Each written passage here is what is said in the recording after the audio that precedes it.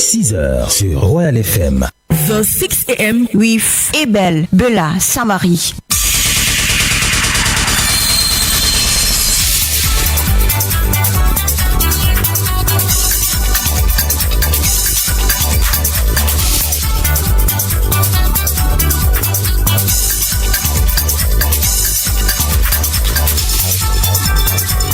It is Monday, November the 8th, 2021. It is the 312th day of the year 2021.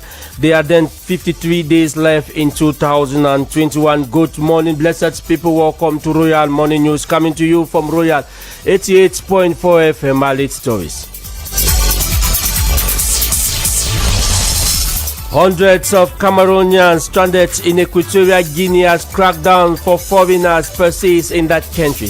The jokers go and lock you up for no good reason. We don't know what is their problem. So we are now, while we are indoors. So I don't even know where to hide. And still to come in this newscast, will take you to Sudan, where Sudanese security forces has fired tear gas at protesters in the capital, Khartoum. Stay tuned for this and more. Good morning once again. My name is Abel, Bela Samari, who open our news on this note to tell you that today, November the 8th, 2021, is being observed as World Orphans Day.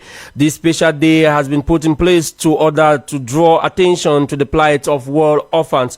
Strategically, millions of children all over the globe have become orphaned for many reasons, such as war, famine, displacement, diseases, or poverty. So on this day, people are encouraged to actively participate in helping raise awareness, support for orphans around the world.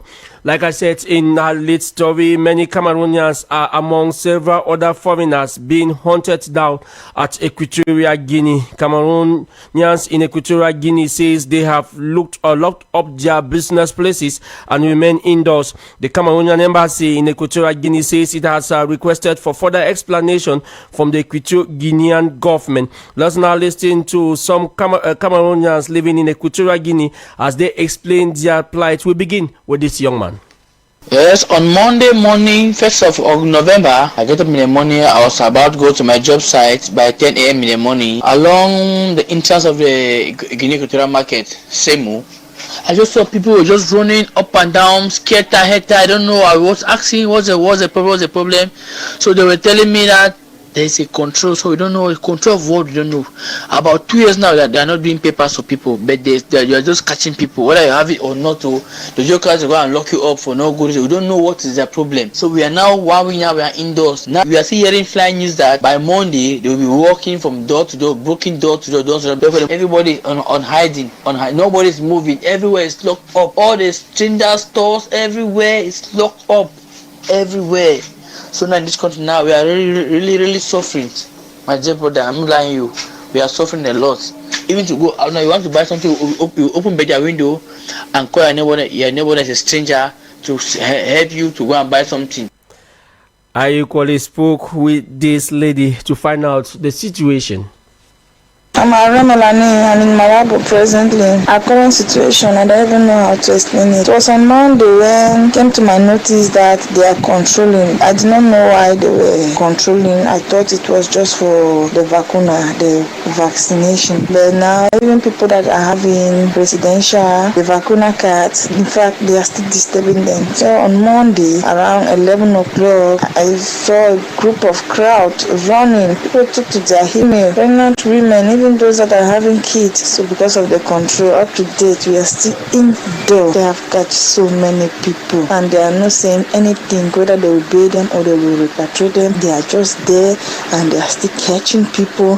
Now it has come to my notice that Monday they will be breaking homes to remove people in their various houses. So I don't even know where to hide.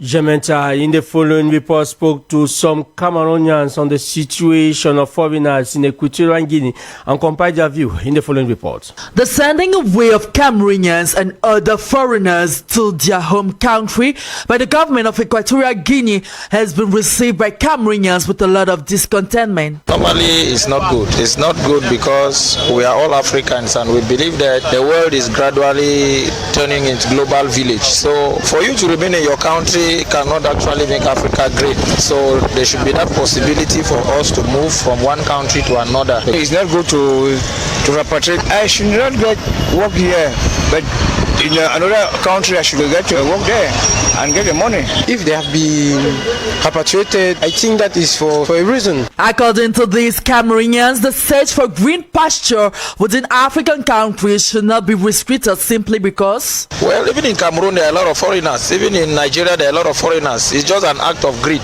I cannot say there's no country in the world where you will not find foreigners. Sending them away or driving them is not the best option, except they want to tell me that they are illegal migrants, which I think still sending them away is not the best option. So there should be room for people to freely move from one country to another. Though many did not welcome the repatriation of their fellow brothers, they however see until the government to revisit the cooperation ties that existing between Cameroon and Equatorial Guinea.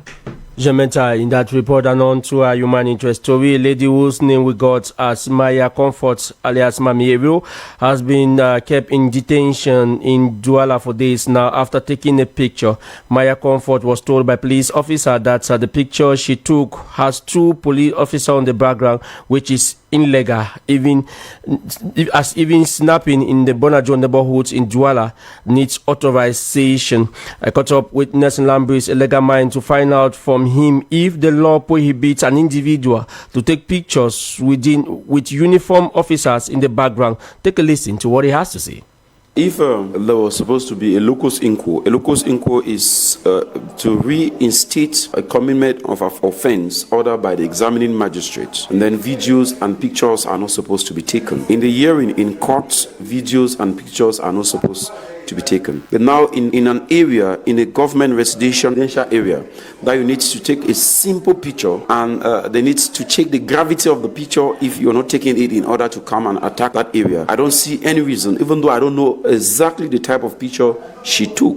But if it's the selfie or a normal picture that you take, I think it's terrible. She was not supposed to be detained. There was supposed to be a questioning and investigation ordered by the State Council to know exactly the essence of her taking the picture, not the police taking her and putting her behind bars because she took pictures and some policemen were behind these pictures. There is no legal framework in Cameroon banning people not to take pictures in public. And on to something else, the governor of the Southwest region, Bela Samari, has given a 30-day ultimatum to elected officials of Njan Division in the Southwest region to gain their offices or face the wrath of the law. Bela Samari was speaking in Mundimba as he installed the new senior divisional officer for Njan Division, Gilbert Gaibai, in the absence of the locally elected mayor of Mundimba.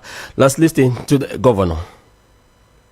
People were fighting to become mayors. They were ready to do everything to become MP. Today, when it is to assume the responsibility on a daily basis to help the population, they are not there. What that does mean, I give you 30 days. If they are not back, you bring back your report to Boya, and I will sit with the minister of decentralization and local demand, the Prime Minister, how in January they will feel where they search.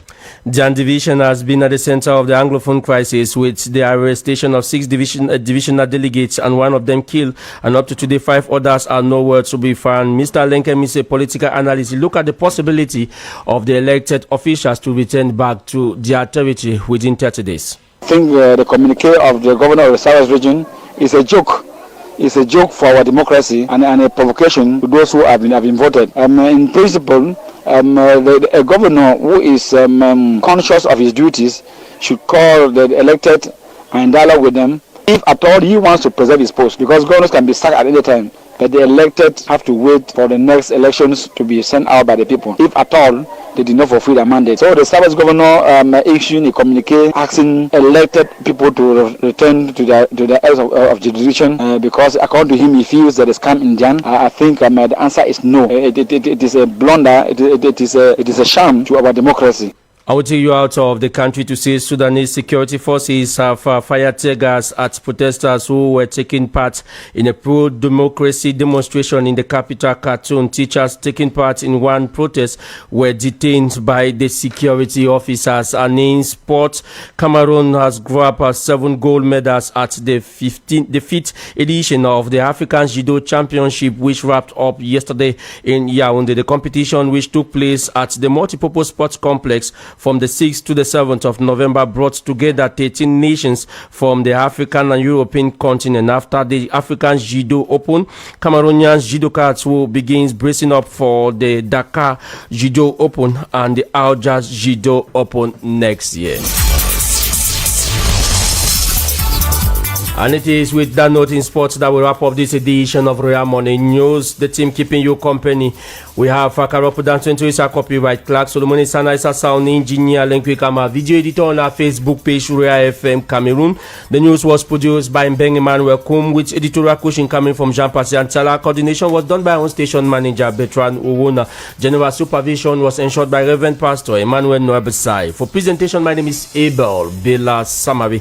Up next is Royal Martina with a great guy they call Biz the Rock, who is here with me. Good morning, Bill. Bonjour, Abel. Quel plaisir de vous avoir ce matin. Surtout que, en fait, le premier jour de la semaine vous amène à nous montrer combien est-ce que vous êtes très amoureux.